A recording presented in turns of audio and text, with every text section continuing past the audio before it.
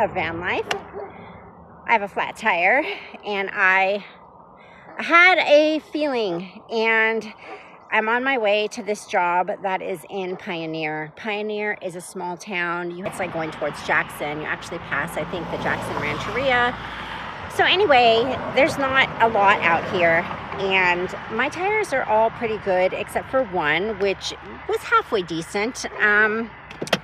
It has lost its tread on the inside, and let me show you. So I think I pulled over just in time. There is a spare.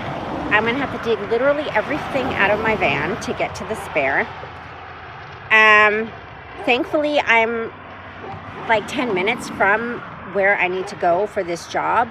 And the only reason I came out here for this job is because I need to get 5 jobs so that I can get to gold status for next month, so that more positions will open for me on my gig working app. Okay, so I managed to limp my way across the street to a more flat, like, kind of pull-out area. So now I'm gonna try to see if I can get this little donut on there. I don't even know if it's good. I know that there is one in here. It's gonna have to work. Let's get going.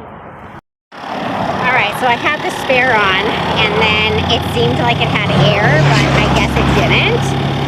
And at first I was afraid that it wasn't going to inflate. It just took it a minute.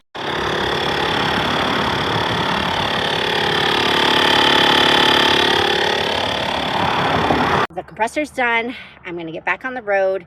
It hasn't taken me that long. I've been taking my time. I'm not trying to rush at all. Do not try to rush whenever something like this happens. You know, I've learned to keep my calm, which is crazy, because before, like, if you knew me before, I would be freaking out. I'd be all over the place. I'd be calling everybody like, oh my God, what do I do? I got this under control, and that helps. My blood pressure's down. I'm just like, it is what it is. Got to get it changed, got to get it going, got to get on the road. I got to go work. So yeah, that's what we're going to do. We're going to see if we make it the 10 miles up the road, and then we're going to find out how we're going to get another tire. All right, bye. I'd also like to point out that a cute girl in a sport top did that all by herself. Not a single motherfucking fool stopped to even see if I needed help. I handle my shit. So I made it back to my mom's house in Tracy. What a day. It was so hot driving home with no AC. That was the worst of it. Changing the tire was actually the easy part. But I made it back all the way on the spare. I had no choice because I didn't have any cash to get a tire. And I am hot, so it's already almost 4, so I am probably going to take care of it tomorrow. For now, I am chilling. It's still hot, but it's not as hot as it was driving with the sun beating down on me and hot wind blowing in through the window. So I got my ice water, just chilling in the shade, and I got to put my van back together when it gets cool, because I wasn't about to try and organize everything on the side of the road, because I was just trying to get to my job and get everything done. And the van is a total wreck, and it's also really, really dirty. So I might wash it as well once it starts cooling down. So yeah, and then I have a couple of days off. I don't work until this weekend. Unless I'm able to pay my storage, then I might head up to Sacramento on Thursday or Friday, because I definitely have to still fill a bunch of orders from Etsy, and I could list a bunch of stuff, a bunch of my fabrics. I want to start like having auctions and just getting rid of all that stuff, getting that money together so that I can get the Dodge running. And I am still going to be selling the Dodge and talking to you guys about possible future plans. But for now, the Dodge will be getting worked on, and I will be trying to drive it or use it if that comes to fruition, until it sells, because I think that I really just definitely do want to sell it and get a different vehicle. And I am still debating on what that will be, and I will need to save up a little bit of cash before that can happen. because I definitely want to get a vehicle that is a solid runner out of the gate, because I am tired of all of this bullshit with working on vehicles. Normal maintenance is fine. Emergency situations, totally fine. But we want it to be running out of the gate. So I'll talk to you guys about that in the next video. Until I see you then, bye.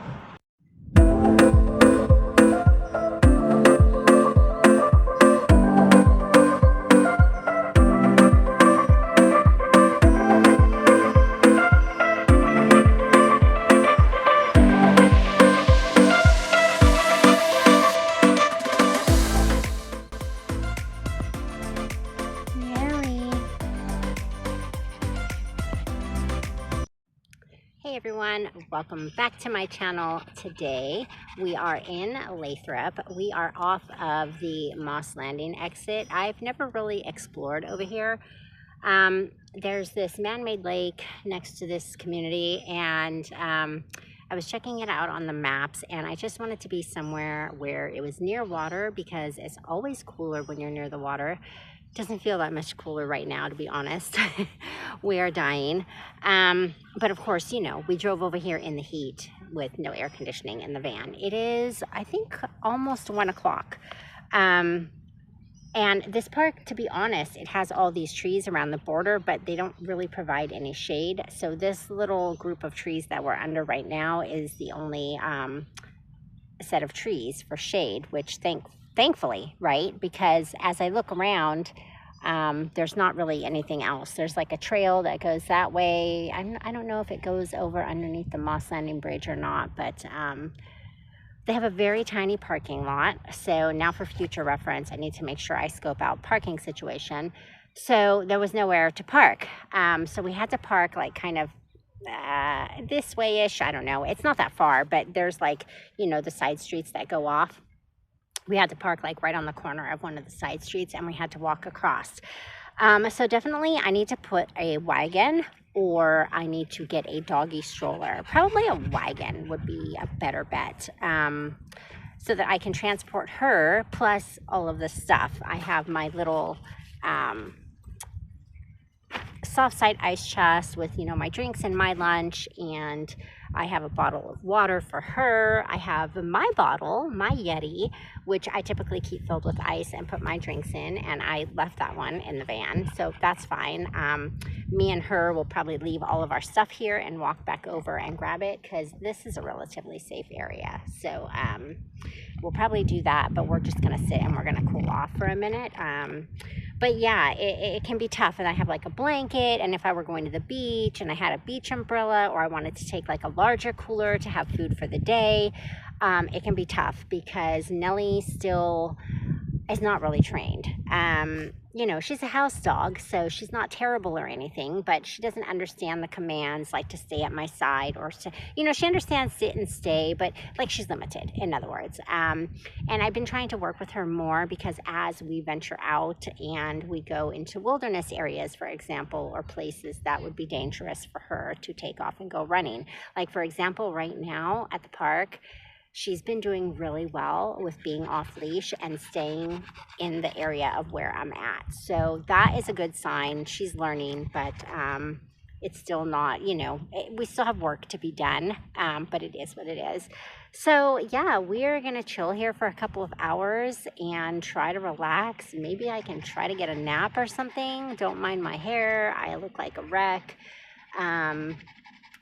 But yeah, and we're just gonna enjoy today and have our lunch out here, and that's it. So I'll see you guys in the next segment. All right, bye. Good morning. It is Wednesday. I have been at my mom's house for about the last week. I just got to Sacramento yesterday, and I am at my storage unit. There has been a lot of things that have happened in the past week, a lot of pluses. So let's get into it. First, we need to clear this space out. Then we need to make coffee.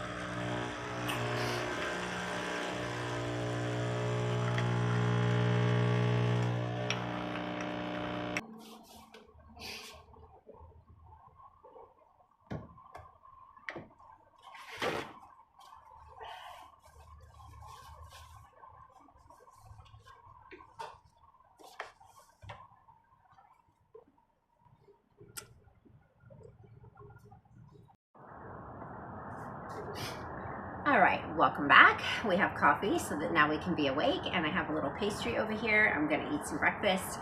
So there's been a lot going on. A lot's been going on. And I think the first thing that I wanna talk about is I have been living in my van now for 30 days. And this, of course, was not ideal. This is a temporary situation while I figure out the next steps. Like ideally, I want to either have my Dodge running and be living in that, which is a much bigger space, and I won't be having a lot of the issues, at least anyways, that I am having now. And so I think somewhere I've heard that it takes like 30 days to make something a habit, and it has gotten so much easier that like by now, especially since I've already gone through all of the heartache and all of the hardship, that now it's like I'm fine. You know, I don't get upset anymore. I'm like, I have acceptance, I guess, is the best way that I can put it. I went through a lot to get to this point, and it's just things that, it's just life. It's just things that can happen. It would have happened whether I was living in my van or not. I've had 2 flat tires. I had my power steering hose, the one that I did not change, the bottom one, that one blew out, and I have footage of that, but I didn't upload it yet because I got also behind on posting to the channel because I was going through depression and there was just a whole bunch of stuff. But this was that 30 days of like, life is just gonna sock it to you and you're gonna have to make it or break it, right? And I didn't know if I was gonna make it. I didn't know if I was gonna be able to climb up out of this ditch, but I did. And like I said, a lot of those things with the car, that's just stuff, right? I have the car, whether I was working, whether I was doing whatever, it was still gonna get a flat tire. It was still like, that's the way I believe too. I believe that everything happens, and it happens no matter what. Like, that's just the way the book is written, right? So during the course of all of that, I've been trying to sell some of my vintage, you know, working with what I have, all the stuff that I had in the van. And I finally decided that I would apply for unemployment. I did not think that I was going to get it at all because I've been living in Tucson for 5 years prior to the 2 years that I've now been in California. So I did work with the temp agency for a couple of months when I first got to California, and then I've been working the odd and end jobs through my gig working app, which pays you on W-2 because it's California, even though it's a gig working app. So I applied for the unemployment. I was really surprised when it came back that I was approved. It's not very much. I think my total claim is like $3,800. So that's enough to get me to the next step. Simultaneously, while I was waiting to see if that was going to get approved, I decided to check on Amazon again because I had worked a couple gigs for my gig working app, right? So last week, I knew that I would have close to $200 this week. And I thought I might have enough money that I could be able to finally go to Portland, which I have been trying to get up there for the last year. And literally it has been almost a year to this month that I've been trying to get up there, if you saw some of my old videos. So I went on and they had their seasonal positions pop up, and they had a position pop up from 2:30 in the morning to 6:30 in the morning. So I was hired, and that is an absolute plus. The unemployment was approved, like I said, and I just got my first payment yesterday, and it's basically already spent because I was behind on my storage. Literally, I had maybe like 6 days left to pay it before I was going to go into auction status, where they were going to put my stuff on the chopping block, essentially. That's how I was like basically almost a month behind. So there's been a lot going on, and even though I'm still not all the way caught up and financially I'm still in a bind, at least I have managed to get my storage paid, which is a huge relief. And we have to head out to Portland by the latest Saturday, because my hiring appointment is on Monday the 8th, and it is a 10-hour drive. Nellie's barking at all the people walking around the storage, huh? Are you ready to go to Portland, doggy? I am so excited. My TikTok feed is all PNW, Pacific Northwest. Literally, I have it all set up. It's just waterfalls and hiking trails, and I am just so excited to get up there and start exploring. And one thing that I did not know is I went on and did a Google search for like state parks that allow dogs and beaches and stuff that allow dogs. And I am really shocked. Like in Oregon, it is a lot more dog friendly. Like in California, especially down in Southern California, literally there's like one beach that you can take your dogs to, and all the other beaches do not allow dogs. Like I'm sure people probably take them anyway, but you don't want to risk like getting a citation or whatever. So the majority of stuff is dog friendly in Oregon. So I'm like super excited about that, because that's one of the things that, you know, with my van set up right now, it's not ideal to have Nellie and to leave her in the van, because it's a minivan, you know, it's not an RV or a camper van where I can have an AC unit that I can leave on with my solar power and all that, which is the goal. So yeah, we're excited, huh? We're gonna go start exploring. But today we are going to just get down to work. I have orders on Etsy that have been sitting there for like a month. These people have been so generous to be patient and kind and wait. So I need to get all that stuff done and filled. I also need to dig through my personal stuff, and I need to find boots, my Columbia winter vest, some more pants and like wintry type stuff, all of my beanie hats and things like that, because I will probably not be coming back to Sacramento for a good little bit, because it is a 10-hour drive and I want to be getting caught up on things and not spending a whole lot of money coming back and forth. If it was, 6 hours, like coming from LA, that'd be different. I'd be willing to like come on a weekend or something, but 10 hours is just much too long for me to be driving back and forth. So the next time I come back here is when I'm going to have the money and the time to actually come and go work on my van and try to finish with getting that timing chain put on so that I can get it running, because I've been trying to sell it as is. And I've had a lot of interest, but nobody's pulled the trigger, and it's most likely because it's not running. So as soon as I get it running, it will sell faster. But also I might just keep it, and I might just keep it until I save up enough for the next thing. I've had a bunch of ideas. I've been looking at step vans. I've been looking at box truck conversions. I've been looking at school buses, and I'm trying to figure out which vehicle is going to be the right one for me. And living in this minivan, I think the best part about this challenge is that it's allowed me to really see what I will need in a vehicle in order to live comfortably. But being in the minivan has taught me like how I want to arrange my stuff, the types of containers I need or whatever, the types of, just whatever, all the basics that I would need to live, and how I would want to store and take those things in and out of the vehicle, and just stuff like that. Like, I don't know. I feel like it's given me a better understanding of what you really need, what your essentials are, and what you can absolutely live with and absolutely live without. So I'm stoked for the next chapter, whatever that may be. And it's also with the mechanical issues, which, like I said, can happen in any vehicle. But between that and the Dodge, the issues that I've had, I'm kind of thinking really I want to get a vehicle that is more modern. Also, since now I don't have air conditioning in either vehicle, I definitely want a vehicle that has air conditioning. And my Honda, it's just that the AC compressor broke, so it's not that it doesn't have air conditioning. And also the Dodge has the ability to have air conditioning, but the air conditioning compressor part was removed. So I would have to go out and I would have to buy it, and I would have to put that all back in and all that stuff. But I don't know. I'm just feeling like I want something that's more modern, something that I am not going to have to do as much work to, because both the Dodge and the Honda, even the Honda's a 2004, and it needs suspension work. Like it's not 100% on the suspension. So I wanted something a little bit newer than that. So I'm wanting to save some money, and then if I cancel the Dodge, take the profits from that, and try to buy something that's probably between 5 and 10,000, maybe if I have to finance part of it.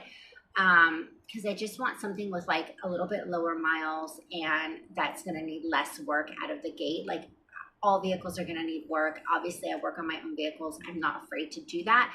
But I just don't have the energy anymore and the position that I'm in. I need something that's running out of the gate and has a better solid base to build on. So that's enough rambling. I'm going to finish my breakfast. There's mosquitoes all over the place right now. I'm getting bit to heck. So I'm going to itch the hell out of my legs. And then I'm going to get to work. And I'll see you guys in the next segment. Bye.